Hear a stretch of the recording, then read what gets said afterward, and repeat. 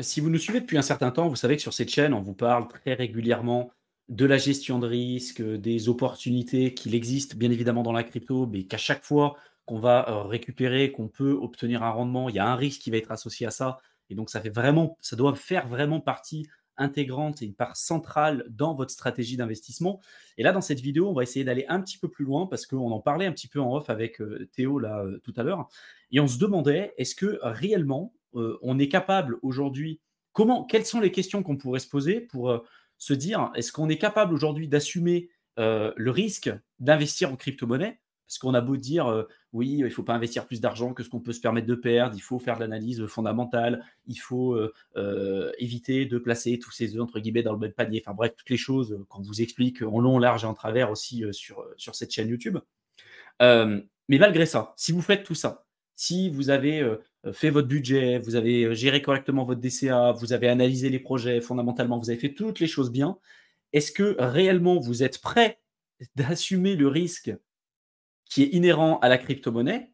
Et si oui, dans quelle mesure? Ou est-ce que, bah, en fait, c'est un peu de l'utopie et il faut pour être sûr ou pour vraiment comprendre et assumer les risques, crypto, il faut déjà, les avoir vécus au moins une fois et avoir subi, par exemple, un gros drawdown, une très forte volatilité, un premier bear market et c'est là vraiment qu'on est capable de voir comment on réagit. Parce qu'il y a beaucoup de gens qui peuvent se dire: «Moi, je suis capable de bien gérer un portefeuille, par exemple, de 10 000 € en crypto-monnaie» parce que peut-être que ça représente pas grand-chose pour eux, heu et au moment où il y a une volatilité, bah, en fait, ils ne s'attendaient pas à avoir tous ces biais cognitifs, émotionnels qui se mettent en avant et qui les obligent à prendre des mauvaises décisions. Alors qu'au départ, ils étaient sûrs que, ces 10 000 €, c'était pas grand-chose pour eux. Ils avaient géré leur budget, ils avaient géré leurs risques et cetera et cetera et ça m'a donné, en fait, l'idée de cette vidéo parce que je trouve que la réponse, elle est pas simple.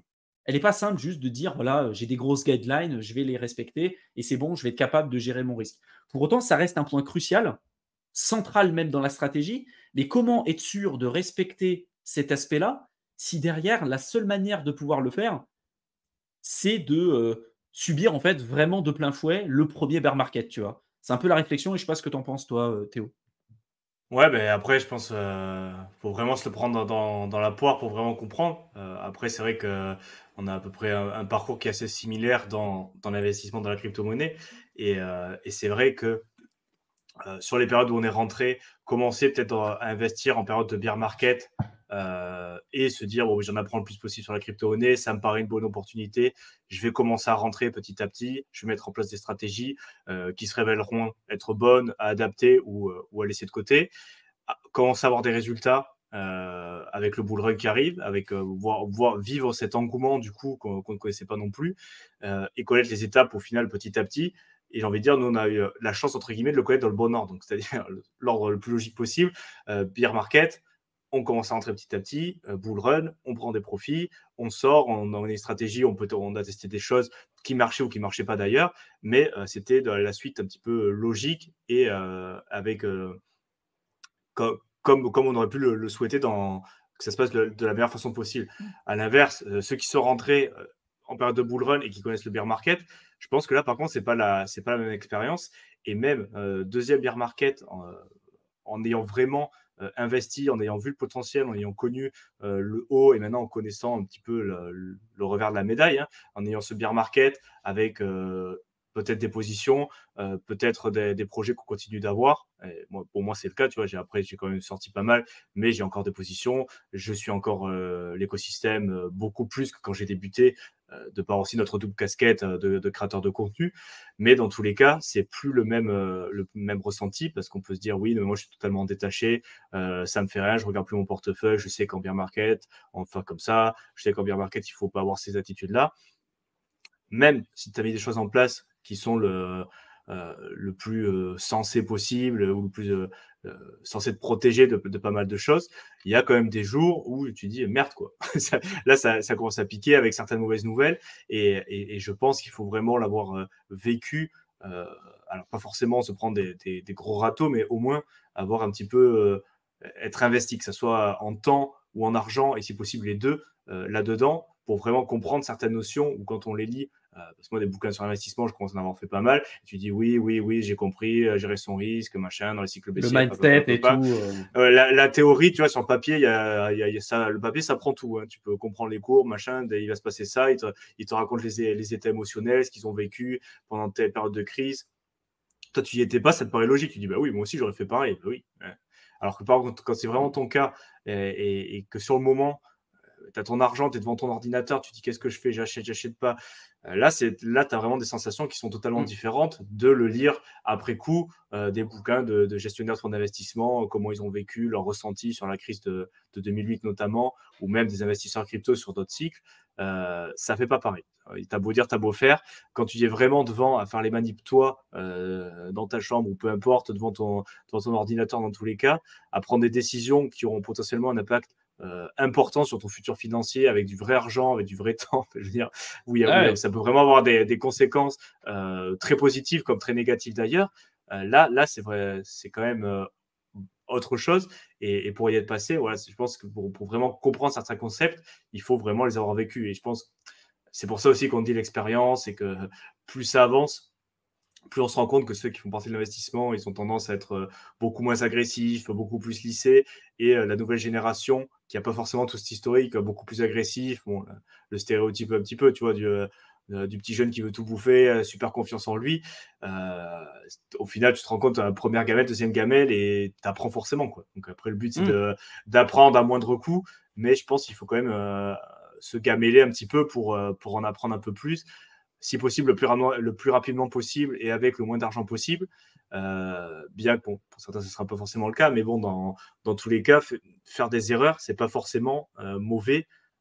Il faut même penser et concevoir déjà à la base comment en faire, parce que surtout au début, tu as beau apprendre toute la théorie et il faut bien évidemment se renseigner sur la pratique, comprendre la technologie, parce qu'il y a tout cet aspect-là qui n'est pas forcément présent sur d'autres classes d'investissement, comprendre les risques technologiques, comprendre à s'en servir avant d'investir. Hein, c'est comme un sport, aussi, déjà apprendre l'exécution des mouvements, la technique, tout ça, avant de commencer à pratiquer, parce que sinon, il y a de grandes chances de se faire mal. Là, c'est pareil.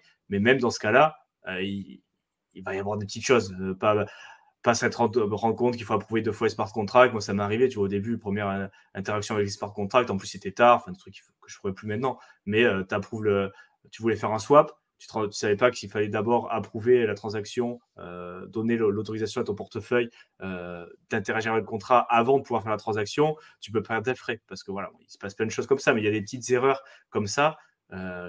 Que si tu n'as pas vu exactement ce cas précis avec ta crypto, avec ce projet-là, sur cette blockchain-là, tu peux faire une erreur. Après, que ce ne soit pas une erreur sur une stratégie de base, sur des périodes d'entrée, des périodes de sortie. Mais bon, dans tous les cas, il faut aussi contempler qu'il y aura des erreurs qui seront faites. Après, plus il y a de connaissances et plus vous en saurez, plus vous aurez de chances de limiter les grosses erreurs. Parce que faire des petites erreurs, c'est pas forcément grave et c'est même tant mieux pour apprendre certains trucs. Parce que je peux vous dire qu'une fois que vous avez fait l'erreur et que vous avez perdu encore une fois, soit du temps, soit de l'argent, ou les deux, vous vous en rappelez, parce que quand vous passez peut-être 4 ou 5 heures à faire une manip, à la fin vous avez perdu de l'argent et vous n'êtes pas plus avancé, même vous êtes moins avancé qu'avant, vous vous rappelez là, je ne ferai pas la même bêtise.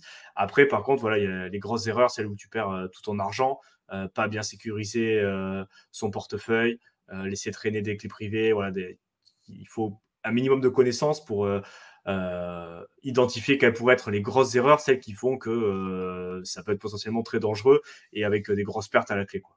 Après, Mais du coup, tu vois, je me mets dans la tête de quelqu'un. On va essayer de prendre un scénario. On va prendre quelqu'un qui vient te voir. Imagine, c'est un ami ou un proche à toi qui vient te voir et qui te dit, voilà, je pense aujourd'hui avoir les compétences et les infos nécessaires et la gestion de risque nécessaire pour pouvoir investir en crypto-monnaie. Euh, Comment tu fais pour jauger cette personne-là, si en effet elle est apte ou non à assumer en fait le risque d'investir en crypto ou pas? C'est quoi les prérequis pour toi qui te feraient dire que cette personne, elle est plus apte qu'une autre à investir par exemple en crypto-monnaie? Tout en prenant en compte ce qu'on a dit tout à l'heure, qu'il y a l'aspect pratique qui est essentiel et qui est même indispensable. Mais ça, de toute façon, quelqu'un qui commence à investir, il n'aura pas cet aspect pratique, tu vois. C'est un peu des fois comme dans les entretiens d'embauche, les mecs ils te disent bah, je te prends si tu as 3 ans d'expérience. Ah ouais, mais comment je fais pour avoir 3 ans d'expérience si, personne me laisse ma chance, tu vois? Et donc en fait, c'est un peu le serpent qui se mord la queue. Voilà, c'est un peu pareil en crypto, tu vois? Tu es obligé d'un peu te lancer dans le grand bain.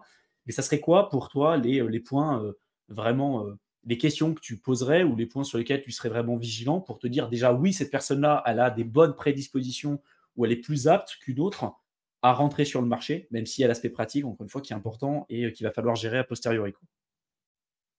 Bah, après, comme tu as fait le parallèle avec le marché de l'emploi, je pense qu'on va continuer là-dessus. Donc ça serait un peu l'attitude. L'attitude du mec, tu vois? Je pose des petites questions pour voir, quelle est sa position, tu vois? Mais pas forcément rien que sur la crypto, mais au niveau de l'investissement. Est-ce qu'il est, moteur dans ces trucs ou est-ce qu'il est plutôt passif à attendre qu'on lui donne les infos ou est-ce qu'il pense tout savoir?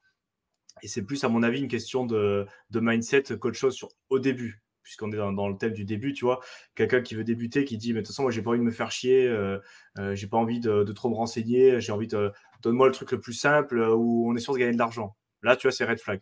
Quelqu'un Mmh. qui part Mmh. dans cette optique-là, parce que quand toi, tu vois tout ce qu'il y a à apprendre et tu sais que même si tu as pas envie de faire des choses, de fou ou exceptionnelles, il va quand même falloir, se renseigner un petit peu, aller chercher l'info parce que tu as beau dire, tu as beau faire, les protocoles, les front-end, ça évolue tout le temps. Donc, tu peux avoir même des tutoriels qui sont assez récents, qui sont déjà plus valables parce qu'ils ont changé le front-end, parce qu'il y a une option qui a été désactivée. Et c'est quand même très rare de tomber sur pile le bon tutoriel qui te dit pas par pas, pour ton cas précis, comment il va falloir que tu fasses. Il y Mmh. a des fois, tu vas devoir te creuser un peu la tête, chercher par toi-même. Et c'est vraiment cette approche proactive qui moi, pour mon cas, a fonctionné, d'aller chercher les infos par toi-même, parce que de toute manière, et ça on le dit souvent, il faut faire confiance à personne. Donc, déjà, en plus, vérifier ses sources. Qu'est-ce, que, qu'est-ce qui lui fait dire, tu vois, qu'est-ce qu'il regarde comme contenu, d'où il prend ses informations pour commencer à investir, parce que bon, il n'a pas commencé de rien non plus, ça ne va pas tomber d'un jour. Il a forcément écouté quelque chose, il s'est renseigné, il en a au moins entendu parler d'une manière ou d'une autre avant de pouvoir se lancer, tu vois. Et vérifier aussi d'où ça vient cette envie d'investir, tu vois, de qui tient ça.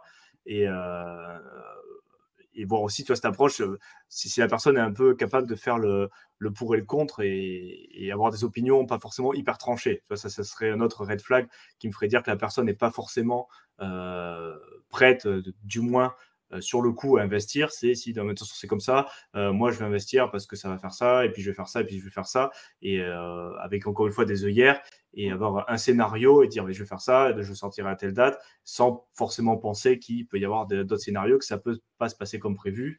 Et dans tous les cas, c'est ce côté, pas forcément technique, encore une fois, mais ouverture d'esprit, et être moteur dans ses recherches, et être actif, parce que je sais que de toute manière, ils vont en avoir besoin. Tu vois, si tu en as besoin de quoi que ce soit, il va falloir que tu te creuses un peu la tête, et surtout que tu puisses réfléchir par toi-même, parce que, encore une fois, c'est ce qu'on dit, c'est ce qu'on dit dans beaucoup de vidéos. On n'a pas de conseils très précis à donner. On discute de nos expériences, on peut donner des informations qu'on a, mais on ne connaît pas votre situation personnelle, on ne connaît pas vos objectifs, on ne connaît pas votre âge. Et c'est tout ça qu'il faut prendre en compte. Mais ça, il n'y a que vous et que la personne, dans ce cas, qui débute, qui peut l'avoir en compte. Et des très bons conseils pour la majorité des personnes. Et en crypto, c'est très compliqué, mais même dans d'autres cas d'investissement, il peut y avoir des conseils généraux qui peuvent s'appliquer à la majorité des cas, mais il y a toujours des cas particuliers où c'est pas le bon conseil, parce que la personne, dans son cas-là, c'est pas ça qu'il fallait qu'elle fasse. Il fallait pas qu'elle investisse là-dedans, il fallait qu'elle ait plus de cash à la banque, moins de cash à la banque. Il y a toujours des situations qui sont assez compliquées à gérer.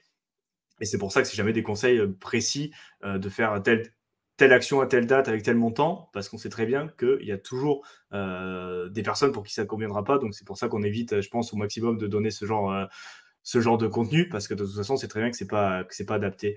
Et, et du coup, parce que c'est pas adapté, et que c'est ta propre situation qui va dicter tout ça, le fait d'être moteur et d'aller chercher les infos et de se renseigner, c'est déjà un très bon point de départ, parce que tu sais que tu vas en avoir besoin et qu'il va falloir y passer du temps, quoi. Déjà, là, moi, j'en ai vu pas mal des personnes qui disent oh, j'ai pas envie de me faire, pas envie de m'embêter, donne-moi le truc le plus rapide, un truc passif, ou j'ai pas besoin de creuser, j'ai pas envie de m'intéresser ni à la technique ni à machin. Voilà. Sur quoi il faut investir maintenant, combien je mets pour gagner de l'argent. Ce genre d'attitude, je sais très bien que ça, à un moment ou à un autre, ça va pas passer. Ça peut peut-être passer quand tu es en période haussière et tout, mais on sait très bien que sur 4-5 ans, je pense que tu seras d'accord avec moi, c'est pas une attitude qui fera que la personne sera gagnante sur le long terme. Point de vue qu'on adopte un petit peu.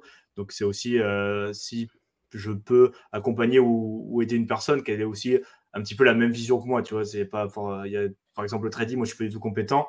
S'il veut faire que du trading, je vais pas dire mais vas-y ou n'y va pas, parce que moi de toute façon je peux pas t'aider. Tu vois, là encore, aller chercher des infos auprès des personnes qui ont quand même une certaine expérience ou crédibilité, ou qui peuvent vraiment t'aider. Moi, il y a plein de personnes des fois qui me donnent des conseils, et je sais très bien que j'ai pas envie d'y aller. Parce que comme à la salle de sport, j'ai l'exemple très récemment, tu veux t'inscrire à une salle de sport, tu veux faire je sais pas quelle activité, par exemple de la musculation ou n'importe quelle activité, tu vois, le prof, il n'a pas du tout le physique qui correspond avec le sport qu'il enseigne, tu n'as pas confiance. Tu vois, donc, du coup, tu n'as pas forcément envie de prendre les conseils de cette personne-là. Donc, bon, c'est un peu. Je sais Après, pas si. après, du coup, ouais, je suis d'accord avec toi, hein, sur le premier principe, enfin, le premier critère que tu as dit, le côté mindset, d'être proactif et de se dire, voilà, ça va pas être quelque chose de simple. La crypto, il y a en effet énormément d'opportunités, il y a aussi énormément de risques, bien plus de risques que ce qu'on peut retrouver sur des classes d'actifs plus implantées comme la bourse immobilier, et ça, on le répète très régulièrement. Et beaucoup de débutants, en fait, surtout les jeunes, commencent par la crypto parce que c'est quelque chose qui est beaucoup plus attrayant, en fait, que d'investir sur des métaux précieux.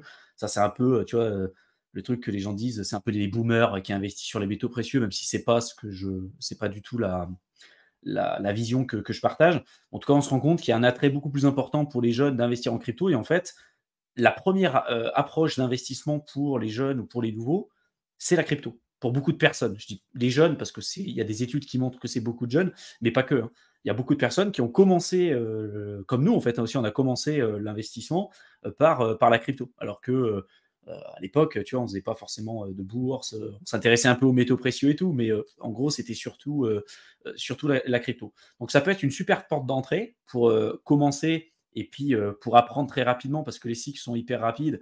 Et donc, en général, en 4-5 ans, tu as vécu des périodes d'euphorie, des périodes de baisse, des périodes de déception totale, de capitulation. En fait, tu as tout vécu, alors qu'il t'aurait valu peut-être 20 ou 25 ans pour subir exactement la même chose sur les marchés financiers. Donc, je trouve que c'est un super levier.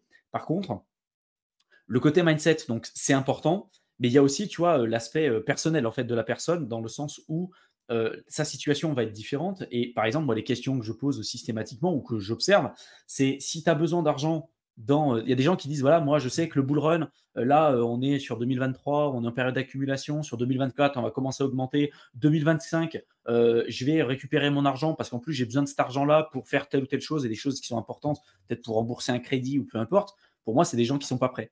Parce que, comme tu l'as dit, les cycles peuvent être différents. Souvent, ça va être plutôt rythmé par rapport aux événements historiques qu'on a pu connaître. Mais si vous connaissez un petit peu les cycles du Bitcoin, vous vous rendrez compte que euh, chaque cycle est quand même relativement différent. Le cycle de 2017 n'a rien à voir avec le cycle qu'on a eu sur 2021, même s'il y a quand même certaines similitudes. Et puis en plus de ça, on n'a pas connu des périodes de récession économique, des périodes avec des taux d'intérêt élevés, un quantitative easing qui là aujourd'hui n'existe pas, une impression monétaire qui n'existe pas.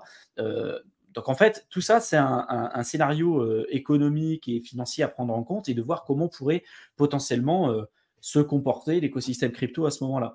Et des gens qui disent tout de suite, bah voilà, moi, j'ai besoin de cet argent, par exemple, dans 2 ans, et donc je sais que je vais planifier par rapport au site de Halvig et tout, c'est pas forcément, encore une fois, une mauvaise chose, parce que peut-être que ça peut se passer comme ça, mais la réalité, c'est que souvent, quand il y a un consensus global sur quelque chose, ça se passe rarement de cette manière-là. Sur 2021, tout le monde disait, ah, on va avoir un Bitcoin à 100 000, et puis on va avoir la phase, le blow-off top et la période euphorique sur la fin de l'année 2021. Résultat, ça s'est pas du tout passé comme prévu. On n'a pas eu des bitcoins à 100 000 $, et peut-être qu'on les aura sans doute pas sur le prochain bull run. On ne sait pas. Parce que là, tout le monde commence à dire, c'est acté, c'est bon, on aura un bitcoin à plus de 100 000 $ parce qu'on l'a pas eu sur le cycle précédent. Et peut-être qu'on pourra avoir un triple top. Qu'est-ce qui empêcherait d'avoir un triple top? En fait, on commence à arriver vers les 69 000 $ et paf, ça rebaisse, et puis 3 ou 4 ans de bear market. C'est peut-être pas le scénario qu'on privilégie, mais c'est peut-être un scénario qui peut exister. Et aujourd'hui, on n'en sait rien, en fait. Et moi, du coup, je pose plutôt ces questions-là aussi, tu vois, de la personne, pour qu'elle puisse identifier les risques. Si elle a déjà en tête l'idée qu'elle va forcément gagner de l'argent parce qu'il va y avoir le halving, et puisque en fait, c'est inscrit dans le code, c'est-à-dire que si c'est inscrit et tu es sûr de gagner de l'argent, tu as enlevé complètement de l'équation la notion risque. Alors que pour autant, le risque, il est présent. Il est bien, bien, bien présent. Et quand tu comprends qu'il n'y a aucune garantie que tu peux investir ton argent, et dans 2 ans, peut-être que ça vaudra moins qu'aujourd'hui parce que le cycle aura peut-être rien à voir avec ceux qu'on a connus précédemment, là, tu commences à reprendre en main un peu ce côté, enfin, prendras en compte le côté risque et tu peux prendre des décisions beaucoup plus éclairées. En plus de ça, des gens qui ont besoin d'argent, tu vois, des gens qui sont au chômage, qui sont au RSA et qui se disent putain, faut que j'investisse en crypto parce que c'est un moyen rapide et facile de gagner de l'argent. Pour moi, c'est mort. Tu peux pas. Si tu as besoin d'argent, psychologiquement, déjà, tu es mort. Tu prendras des mauvaises décisions et tu ne seras pas capable de gagner de l'argent parce qu'émotionnellement, tu seras trop investi là-dessus. Après, quelqu'un qui a une situation stable, qui a une épargne de sécurité, qui a été capable, tu vois, de gérer correctement son portefeuille, qui tous les mois donc a ses charges, il va provisionner une partie de son capital pour le mettre en épargne du coup de sécurité et ensuite en épargne d'investissement. Cet argent-là, après, il va pouvoir l'utiliser peut-être une partie ou la totalité pour le mettre dans la crypto-monnaie en fonction de son capital, en fonction de sa gestion de risque. Il peut décider après de faire ça. Mais tu vois, déjà, il y a une gestion de se dire, voilà, j'ai provisionné une partie de l'argent, tous les mois, je sais pas, j'épargne 200 ou 300 euros. Sur ces 200 ou ces 300 euros, bah, si je veux investir 100% dans la crypto et que je comprends les risques, je vais peut-être décider de mettre l'argent dessus. Si par contre, je ne comprends pas du tout, bah, pourquoi pas, par exemple, commencer à acheter des bouquins pour me former, regarder du contenu, acheter une formation, peu importe, mais me former déjà sur le sujet et ensuite commencer à investir. Mais déjà, tu vois, il y a toute cette gestion-là. Il y a beaucoup de gens, ils n'ont déjà clairement pas cette gestion. Ils se disent tout de suite, ah, je vais investir en crypto parce que souvent, c'est tout de suite et maintenant, parce qu'ils en ont entendu parler à la télé ou parce que souvent, on a dépassé notre précédent plus haut. En général, ça se passe comme ça, hein. Tous ceux qui ont quitté la crypto, quand on dépasse le précédent plus haut, c'est là où on commence à en avoir parlé partout, à la radio, à la télé, sur les réseaux sociaux. Et donc là, c'est monsieur, madame, tout le monde qui va commencer de nouveau à re-rentrer et donc à prendre des risques qui sont encore plus importants. Ils attendent cette confirmation et ils ont l'impression que plus on a de bougies vertes, plus c'est positif pour eux et plus ça les conforte dans l'idée que c'est maintenant qu'il faut investir. Alors que c'est plutôt l'inverse, en fait, de se dire que plus on a de bougies vertes, plus c'est risqué pour vous. Parce que plus il y a de bougies vertes, c'est-à-dire que plus vous allez avoir des rendements qui vont diminuer, parce que, a priori, s'il y a eu des bougies vertes, c'est que vous n'étiez pas, en fait, là-dedans, vous n'avez pas forcément investi dessus. Et donc, si vous avez, je ne sais pas, eu 10 bougies vertes pendant 10 mois, on n'a eu que des bougies vertes, et vous dites, ah punaise, il y en a eu 10 bougies vertes, là, la 11e va forcément arriver. Bah, peut-être pas. Et même, c'est sûrement pas le cas. Parce que s'il y a eu 10 bougies vertes précédemment, c'est-à-dire qu'aujourd'hui, vous investissez presque sur un top où avec un risque qui est bien plus important que si vous aviez investi il y a 10 mois auparavant. Et c'est un peu la dissonance qu'on a auprès de pas mal de personnes, c'est qu'on sait que théoriquement, il faut acheter bas pour revendre haut, mais il n'y a que dans l'investissement où on voit quelque chose qui est plus cher et on a encore plus envie de l'acheter, alors que quelque chose de moins cher, si sa valeur est présente et que fondamentalement c'est un projet qui tient la route, on a moins envie de l'acheter quand ça baisse, parce qu'on se dit punaise, ça a baissé, là ça fait peur, j'ai pas envie. Et c'est des choses qu'on a connues aussi avec les cycles dans lesquels on a investi. Quand on a un portefeuille avec certains projets qu'on a gardés en portefeuille qui ont perdu 95-97% de leur valeur, je peux dire à ce moment-là, je vais renforcer.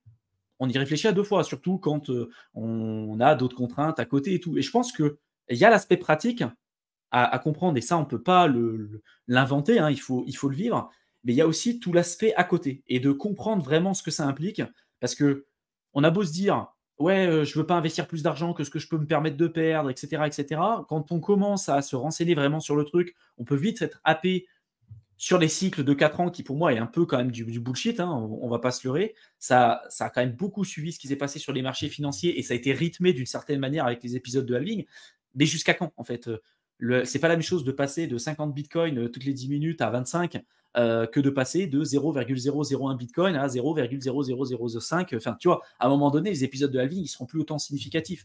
Et on voit que les cycles sont de plus en plus longs, de plus en plus difficiles à faire évoluer, parce que la puissance économique pour faire varier le prix est de plus en plus importante. Et du coup, ça oblige les gens à prendre de plus en plus de risques, parce qu'ils veulent conserver les mêmes résultats et les mêmes rendements et les mêmes multiples qu'on a pu avoir sur les cycles précédents.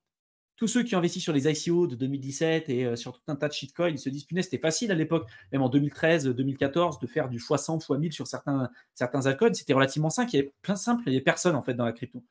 De plus en plus, là, on se rend compte qu'il y a de plus en plus de professionnels et d'institutionnels qui rentrent. C'est un marché qui se professionnalise de plus en plus. Donc, c'est de plus en plus difficile d'obtenir les mêmes rendements qu'on a pu obtenir dans les années précédentes. Et donc, ça oblige des fois même certaines personnes à prendre des risques qui sont démesurés pour obtenir ces trucs-là. C'est pour ça que ce sujet de vidéo, pour moi, il est super important, parce que la réponse, pour moi, elle n'est pas simple, tu vois, à répondre. Mais surtout, ouais, parce que, comme tu l'as évoqué, identifier le risque, je pense qu'il y a beaucoup de personnes qui pensent qu'ils prennent pas beaucoup de risques, ou dans tous les cas, qui qui sont même pas en capacité en fait de pouvoir estimer correctement le risque qu'ils prennent. On a évoqué sur d'autres vidéos aussi. Tu as parlé par exemple du trading, de le fait que voilà, tu peux être, que ce soit en centralisé, que tu es face à des professionnels, tu es face à des algorithmes spécialisés, tu peux te faire en plus front-run par plein de personnes, sur les DEX, sur Uniswap, si tu vois ce que c'est l'attaque sandwich, si tu sais pas, tu sais pas ce que c'est plutôt que l'attaque sandwich, que tu peux te faire front-run et par les autres, et par les bots, et par la plateforme en elle-même. Comment tu vois, il y a pas ça, c'est des risques que tu veux. Si tu n'as pas les connaissances, tu ne sais même pas qu'ils existent. Donc là, tu te dis, c'est bon, je ne prends pas tant de risques que ça. Alors qu'il y en a quand même pas mal. On a parlé aussi sur d'autres vidéos des entreprises centralisées. Donc, le fait de leur prêter de l'argent, ça peut être un prêt non garanti. Donc déjà, tu leur déposes de l'argent, tu prends du risque que tu n'as même peut-être pas conscience que de prendre ce risque-là sur toi. Après, ce qu'ils font avec ton argent pour dégager du rendement, ils vont aller l'investir. Comme on l'a vu, dans des stratégies super risquées, dans des prêts reprêtés à d'autres entités. Du coup, ça va être aussi risqué. Avoir des stratégies de trading à la Caroline de FTX sans stop loss avec des centaines de millions de fonds utilisateurs. Donc, c'est des risques énormes qui sont pris. Mais alors, peut-être, vous ne les traitez peut-être pas directement. Par contre, vous faites en sorte que donnez votre argent à quelqu'un qui va s'en charger et en prenant des risques inconsidérés, même par des professionnels, des stratégies de gestion du risque qui sont inexistantes. Donc, c'est pas parce que c'est pas vous-même qui faites les opérations c'est pas risqué, qu'il n'y a pas exactement, qu'il n'y a pas du risque qui est impliqué. C'est juste que vous ne voyez pas directement. Donc, vous pouvez peut-être vous voiler la face par rapport à ça, mais c'est hyper complexe au final d'évaluer tous les risques et même plus ça avance. Voilà, on se rend compte toujours de plus de choses, même sur l'aspect technique. On a vu des problèmes sur les wallets Bitcoin qui avaient été générés avec certains logiciels où au final, c'était pas si aléatoire que ça et un ordinateur de gamer normal pouvait arriver à deviner la phrase. Alors pas de tous les wallets Bitcoin, mais de certains types de wallets qui avaient été générés avec certains logiciels précis. Donc ça, c'est aussi un risque. Mais là encore une fois, on l'a découvert récemment, ça on l'a découvert récemment. Donc voilà, c'est des choses comme ça où il y a du risque, mais en fait, même en ayant des grosses connaissances, il y a toujours des choses qu'on n'a pas prévues, qu'on ne peut pas anticiper. Donc évaluer ce niveau de risque, c'est quand même hyper dur. Et il faut quand même être aussi, encore une fois, humble par rapport à ça, se dire la crypto, c'est quand même risqué, on ne va pas se le cacher. Et même souvent, le niveau de risque que vous pensez prendre, rajouter une petite marge de sécurité à la hausse, à mon avis, vous vous en sentirez bien mieux. Tu vois, donc, et aussi, au niveau des résultats, ça, c'est quelque chose avec l'expérience un petit peu aussi, mais du coup, s'il y a beaucoup plus de risques, se protéger aussi par rapport aux performances qu'on peut attendre et peut-être revoir un peu son plan à la baisse et se dire peut-être 1x2, 1x3, c'est peut-être pas si mal et je vais peut-être pas attendre le x10, alors qui correspondrait certes à un gain beaucoup plus important et machin, mais par contre, voir le niveau de risque que ça implique en sachant pertinemment que je peux pas tout évaluer, qu'il y a forcément des trucs qui se passent qu'on saura après ou qu'on saura peut-être même pas, une faille zéro, un machin, que ce soit technique, que ce soit humain, que ce soit ce que tu veux. En avoir conscience aussi, parce que ça, c'est au début, on peut dire la crypto, ça marche comme ça, comme tu l'as dit, hein, avec le cycle de 4 ans, il y a un machin, je vais faire ça, ça va se passer comme ça. Plus ça va, plus tu te dis, ouais, il faut quand même se protéger un maximum par rapport à ça, pas mettre ses œufs dans tout le même panier et vraiment gérer avec avec le plus pour se protéger le plus possible et pas non plus trop en attendre et faire gaffe parce qu'après, si on est trop investi, qu'on n'a pas fait une bonne stratégie, les années de bear market, après, c'est dur. Hein. Je pense que pour beaucoup de personnes et tous ceux qui sont impliqués encore dans l'écosystème crypto actuellement, bon, tu as beau avoir la meilleure gestion du risque, les meilleures stratégies mises en place, c'est quand même pas évident, on va pas se le cacher non plus, de voir qu'il n'y a que des mauvaises nouvelles, voire même pas de nouvelles du tout, voir les communautés de certains projets qui étaient plutôt bienveillantes, plutôt florissantes, se bouffer entre elles parce qu'il n'y a rien d'autre à se mettre sous la dent. Donc, c'est avoir de temps en temps des scams qui sortent et voilà, c'est voir le peu de personnes qui s'intéressent encore se faire rug pull par les devs parce que voilà, il y a que ça à faire, un vieux scam, voilà, ça pump, ça rug et puis c'est reparti. Donc, il faut aussi en avoir conscience du risque émotionnel que ça peut être d'être trop impliqué dans l'écosystème quand ça se retourne. Et comme tu l'as dit aussi, on ne sait pas combien de temps ça peut durer, on ne sait pas quelle tête auront les prochains cycles. Donc, c'est pas exclu non plus qu'on se tape 200 encore de bière. On ne sait pas, au niveau macronomique, il peut se passer d'autres choses. On peut avoir une crise globale, on peut avoir juste sur le marché des actions dans telle partie du monde. Il peut se passer plein de choses qui feront que de toute manière, ça sera différent du cycle précédent. Mais voilà, de toute manière, pas compter que là-dessus pour faire de l'argent et avoir conscience que peu importe la stratégie, il y aura du risque, que vous le voyez ou non, et il est possible qu'elle ne marche pas. Donc voilà. En sachant ça, comment on fait? Alors c'est vrai que c'est pas évident parce que du coup, c'est là où tu te poses des questions qui sont vraiment dures, hein, parce que tu dis, mais alors du coup, tu prends ta feuille, tu dis, bon, si j'investis tant, si ça se passe à peu près bien, est-ce que je m'en sors bien? Est-ce que s'il se passe ça, est-ce que si j'arrive à ces niveaux, je vais m'en sortir ou pas? Mais ça, c'est vraiment un travail personnel et c'est pour ça qu'on retombe sur le côté proactif et avoir envie de faire ce travail. Parce que pour vraiment s'en sortir, il va falloir passer par là. Et parce que sinon, c'est trop de risques, quoi. Sinon, si tu pars sans stratégie, on dira on verra bien. De toute façon, je saurais bien identifier quand ça va se péter la gueule. On sait très bien que c'est pas le cas, que ça sera du jour au lendemain. Vous allez vous réveiller un matin et puis ça sera trop tard. Donc, c'est tout ça, il faut avoir conscience en amont, si possible, avant d'investir. Mais dans tous les cas, c'est comme on l'a dit, c'est vraiment avec l'expérience que ça vient. Et moi, tu m'aurais demandé il y a 3 ans, j'aurais peut-être pas eu le même discours du tout, même sûrement que j'aurais pas eu ce discours-là. Et j'espère que dans 3 ans, j'aurai un discours qui aura encore évolué parce que ça voudra dire qu'on aura progressé. Après, on essaie de partager en fonction de l'expérience et tout. Mais pour revenir aussi à ce qu'on a dit au début, il y a certaines choses, ça sera avec l'expérience. On essaie de partager là où on en est au moment où on tourne la vidéo. Bon, ça sera sûrement amené à évoluer, mais dans tous les cas, je pense que c'est des concepts importants à assimiler, qui sont peut-être pas forcément simples, qui sont peut-être pas forcément sexy, parce que c'est beaucoup mieux de se dire, allez, dans quel shitcoin on investit, qu'est-ce qui va pumper, to the moon. C'est beaucoup plus amusant, entre guillemets. Par contre, sur le long terme, on sait très bien que c'est pas ce qui fonctionne, donc on peut pas cautionner ce genre de choses. Et c'est pas ce qu'on promet. Donc voilà, on essaie de donner des conseils qu'on espère utiles. Et après, voilà, je sais pas si tu veux. Je voulais juste rebondir d'autres trucs en tête. Je voulais juste rebondir sur un truc que tu avais dit, c'est dans la gestion de risque. Bon, il y a par exemple en crypto, le self-custody, le fait de gérer ses propres fonds et tout. Donc, quand même, ça demande une certaine expertise, un certain niveau de connaissance pour pouvoir faire ça. Alors que sur toutes les autres classes d'actifs, en fait, en général, on peut déléguer, même souvent c'est délégué et ça pose pas forcément de problème. En crypto, l'intérêt principal, c'est d'éliminer les intermédiaires, le risque de contrepartie avec le côté décentralisation, résistance à la censure. Donc il y a un vrai intérêt et même une obligation au self-custody, à la gestion de ses propres fonds. Sinon, ça fait les problèmes en fait de FTX, de Celsius et tout. Et là, c'est clairement un game over. Hein. Une fois que vous avez perdu votre capital, il y a très très très peu de chances, même presque 100% de chances que vous ne récupériez jamais votre argent. L'exception qui pourrait peut-être confirmer la règle, ça serait peut-être MTGOX, mais pour l'instant, ça fait depuis 2013-2014 que les fonds sont en suspens et que les utilisateurs n'ont pas encore récupéré leur capital. Et à mon avis, même si jamais, si à un moment donné, ils récupèrent leur capital, ça ne sera jamais 100% de l'argent qu'ils avaient à l'époque. Donc ça, pour moi, c'est un point super important. Et surtout, comme tu l'as dit, les attentes. On a l'impression que la crypto, c'est un peu le Saint Graal, la solution miracle pour gagner de l'argent rapidement. Et on a fait pas mal de vidéos à ce sujet. C'est vrai que les performances qu'on a en crypto, c'est des performances qu'on est incapable de retrouver ailleurs. On a beau chercher comme on veut, en bourse, en immobilier, ou ce qu'on veut. La crypto, c'est là où on a eu des crypto-monnaies comme le Bitcoin, par exemple, qui sont passées de 1 centime à 69 000 $ en 15 ans. Et même, je dis 1 centime, mais les premiers prix, c'est même plus bas que 1 centime. L'Ether, c'est pareil. L'ICO, ça a été listé à 30 centimes. Il y a eu une mèche sur Kraken sur les premières semaines qui est descendue à 15 centimes sur le premier cycle. C'est passé de 15 centimes à plus de 1 400 $ en 2017.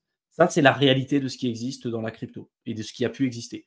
Après, le gros problème qu'on a, c'est qu'il y a beaucoup de gens qui se disent, tiens, vu que ça, c'est arrivé, moi, je vais faire la même chose, je vais essayer de reproduire la même chose. Donc, il y a une différence entre la possibilité et la probabilité, je le dis tout le temps. C'est possible d'arriver à obtenir ce genre de performance. Est-ce que c'est probable? Absolument pas. Et quand bien même vous seriez sur un projet qui pourrait éventuellement faire ce genre de performance et qui a fait sur le cycle ce genre de performance, je peux vous assurer que si vous aviez acheté ce projet-là à 15 centimes, par exemple, pour l'Ether, à 5-6 euros, vous seriez déjà parti, vous auriez déjà vendu presque l'intégralité de votre bague. Il y a très peu de chances que vous auriez gardé l'intégralité de la hausse, à moins peut-être d'avoir perdu vos clés privées, mais ça, c'est un autre problème. Et donc, il y a vraiment cette notion-là, en fait, à comprendre, de se dire, dans la théorie, ouais, c'est simple de gérer ce truc-là, d'acheter bas, de revendre haut. Quand on est à l'intérieur, quand on a de l'argent et tout, la gestion de risque, en fait, on se rend compte qu'elle peut prendre plusieurs formes, que ce soit dans le self-custody, donc le fait de gérer son propre argent, les compétences qu'on a, les nouvelles arnaques qui commencent à arriver. On en avait parlé aussi un petit peu avec l'IA qui se développe de plus en plus. Et donc, avec l'IA, on a l'arrivée de nouvelles arnaques dans la crypto qui va se faire de plus en plus présente. Les arnaques qu'on avait il y a 5 ans, ce n'est pas les mêmes qu'on a aujourd'hui. À mon avis, ce ne sera pas les mêmes qu'on aura dans 5 ans par la suite. Et il y a même des personnes qu'on a accompagnées qui étaient dans la crypto depuis plus de 7 ans et qui se sont fait scammer malheureusement comme ça du jour au lendemain. Et ça peut arriver à n'importe qui en fait. Donc la gestion de risque, c'est vraiment quelque chose de super important. Vous aurez beau faire tout ce que vous... Enfin, tous les meilleurs efforts du monde pour avoir un budget, etc., privilégiez toujours le pire des scénarios possibles et de vous dire, voilà, si je perds cet argent, vraiment pour moi, le pire scénario, en fait, c'est ça. C'est de se dire, je me fais hacker, je perds 100% de mon capital, si je suis incapable de pouvoir le récupérer, dans quelles conditions ça me met. Voilà. Si ça vous fait chier, c'est normal, hein, j'ai envie de dire, ça fait chier tout le monde, hein, ça fera plaisir à personne de perdre cet argent. Mais si ça ne vous met pas dans des positions compliquées, vous pouvez toujours vous nourrir, vous avez toujours votre emploi, vous pouvez payer votre loyer, vous pouvez récupérer cet argent avec plus ou moins de temps en fonction du capital que vous aurez perdu, vous saurez rebondir. Si par contre, vous êtes proche de la retraite, vous êtes à 5 ans de la retraite, vous avez mis 70% de ce que vous avez épargné durant toute votre vie active, et si vous perdez ça, c'est 70% de tout ce que vous avez gagné en fait durant toute votre vie active. Vous n'aurez pas le temps pour récupérer cet argent-là. Donc là, ce n'est pas de l'argent que vous pouvez vous permettre de perdre. Et donc là, ça vous met dans des positions compliquées, surtout pour votre retraite et surtout en ce moment en France avec ce qui se passe. Donc, pour moi, c'est vraiment ces questions-là. Et on ne peut pas vous dire, comme on l'a dit avec Théo, on ne peut pas vous dire ça, c'est ce critère le plus important. On a essayé de partager avec vous ce qui nous semblait le plus opportun et sur des choses qu'on a pu vivre aussi. Hein. On a toujours fait attention à notre gestion de risque, mais ce n'est pas la même chose de l'avoir théoriquement en tête et de le vivre à l'instant T. Et c'est pour ça qu'on fait ce genre de vidéo aussi, pour essayer peut-être de secouer certaines personnes qui pensent que c'est la solution simple et rapide. Tous ceux qui veulent obtenir le million à partir de 100 ou de 1000 dollars qu'ils auront investi sur la crypto, oui, c'est possible. La probabilité que vous arriviez à le faire est proche de zéro, même j'ai envie de dire, elle est même à 0%. Vous avez plus de chances de perdre votre capital que de réellement gagner de l'argent si vous avez cette mentalité. Et plus vous allez être éveillé sur ce qui se passe sur le marché, et plus vous allez vous interroger, plus vous allez avoir un esprit critique, et plus vous allez avoir des attentes qui vont être modérées et réalistes par rapport à ce que vous pouvez avoir, meilleurs seront vos résultats, et vous allez plus rapidement vous en sortir que quelqu'un qui se dira « moi, je vais faire un x100 ou un x1000 ». Parce que pour avoir un x100 ou un x1000, il va falloir prendre des risques qui sont inconsidérés. Alors que si vous vous dites « je fais un x3 ou un x5 », par exemple, bah oui, c'est peut-être pas réjouissif parce que vous vous attendiez peut-être à faire un x100 ou un x1000, mais vous ne pourrez jamais vous en vouloir d'avoir gagné de l'argent. Dans la crypto, si vous gagnez de l'argent, c'est le but, tout le monde est là pour gagner de l'argent. Dans les actifs à côté, c'est pareil. Si vous gagnez de l'argent, c'est le but. Et faire un x5 ou un x3 sur une période de 2 ans ou 3 ans, c'est juste monumental par rapport aux résultats qu'on peut avoir sur d'autres classes d'actifs. C'est énorme déjà. Alors oui, on aurait pu faire mieux. Mais des fois, le mieux, ça implique de prendre des risques qui sont démesurés. Et c'est pour ça que c'est important d'avoir tous ces éléments-là en tête. Donc, on va arrêter cette vidéo là parce qu'elle fait presque 40 minutes. Trop long encore comme d'habitude. Je vous mets plusieurs liens importants dans la description de la vidéo. Premier lien, c'est vers la chaîne de Théo, Aventure Crypto. N'hésitez pas à vous abonner à sa chaîne. Je vous mets le lien vers ma seconde chaîne, Éternel Étudiant, sur lequel je traite de tous les concepts qui touchent de près ou de loin les concepts justement d'indépendance et de liberté financière. Donc, n'hésitez pas à vous abonner. Et tous ceux qui veulent profiter de ces périodes-là pour pouvoir se former et en savoir plus sur le domaine des cryptos, avec Mickaël, on vous a préparé un programme de plusieurs heures que vous pouvez rejoindre. Vous avez le lien dans la barre d'infos, vous cliquez dessus, ça va vous rediriger vers une page. Là, vous aurez simplement à rentrer du coup votre adresse mail et puis un nom de compte et un mot de passe, et vous pourrez vous connecter directement à votre espace membre. On vous souhaite une excellente fin de soirée et on vous retrouve dans une prochaine vidéo. À bientôt.